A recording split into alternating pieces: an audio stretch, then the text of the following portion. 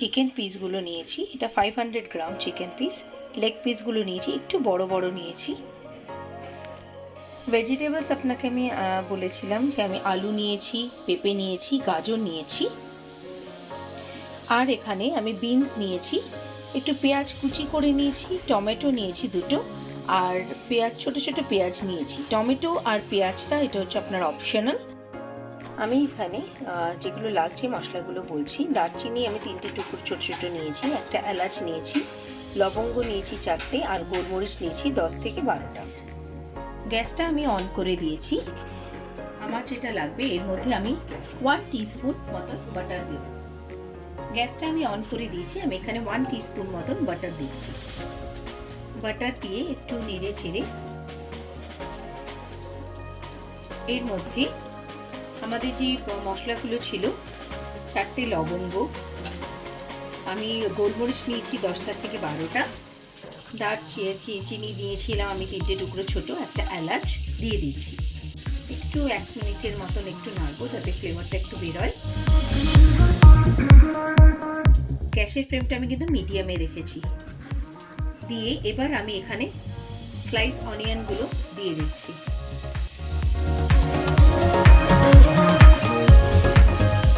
এখানে আদা আর রসুন একটু ক্রাশ করে নিয়েছি, আপনারা চাইলে কুচি করেও নিতে পারেন। এটা আমি পুরোটা দিয়ে দিচ্ছি এর মধ্যে।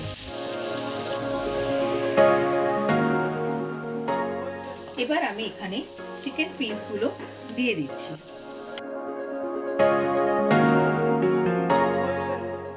আমার 2 মিনিট মতন চিকেন ফ্রাই হয়ে গেছে। এবার আমি এই ভেজিটেবলসগুলো দিয়ে দেবো।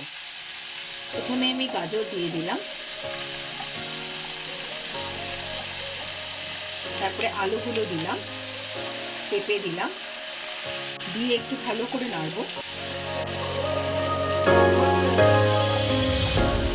বিনসগুলো আমি এর মধ্যে অ্যাড করে দিচ্ছি। মিডিয়াম ফ্লেমে গ্যাসটাকে রেখেছি। একটু নুন আমি স্প্রিঙ্কল করে দিলাম, অল্প করে দিচ্ছি আমি এখন। দিয়ে এটাকে খুব ভালো করে একটু মিক্সড করে দিয়ে আমি এটাকে জাস্ট 1 মিনিটের মতো একটু ঢেকে দিচ্ছি।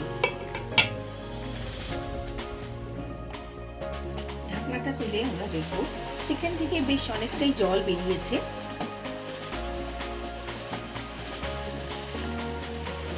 আবার আমি আরেকটু নেড়ে সব মিক্সগুলোকে আবার আমি 2 মিনিটের জন্য ঢেকে দিচ্ছি।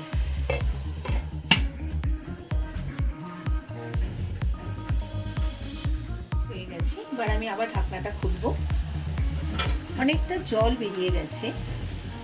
এবার আমি এর মধ্যে অল্প করে একটু জল অ্যাড করব, খুব অল্প পরিমাণে।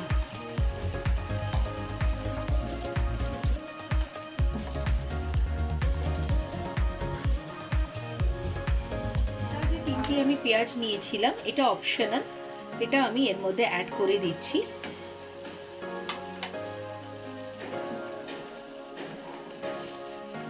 দিয়ে আবার আমি ঢেকে দিচ্ছি নেক্সট 3 to 4 মিনিটসের জন্য। এবার আমি ঢাকাটা খুলে দেখব, ভালো করে এটাকে মিক্সড করে এবার আমি এর মধ্যে জল দিয়ে দেব। 1 লিটারের মতন আমি এর মধ্যে জল অ্যাড করছি।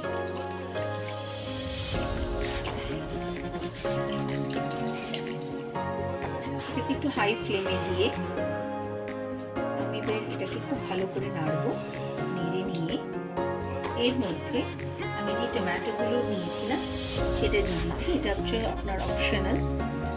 গোটা দুটো টমেটো দিলাম, দিয়ে এর মধ্যে আমি একটু নুন অ্যাড করে দেব। নুনটা একটু টেস্ট করে আপনারা অ্যাড করবেন। আর এর মধ্যে আমি 1 টেবিল স্পুন মতো গোলমরিচের গুঁড়ো অ্যাড করে দিচ্ছি। লঙ্কাটা মানে ঝালটাও আপনি দেখে দেবেন। গোলমরিচ যদি আপনার ঝালটা বেশি খান তাহলে একটু গোলমরিচ বেশি দেবেন।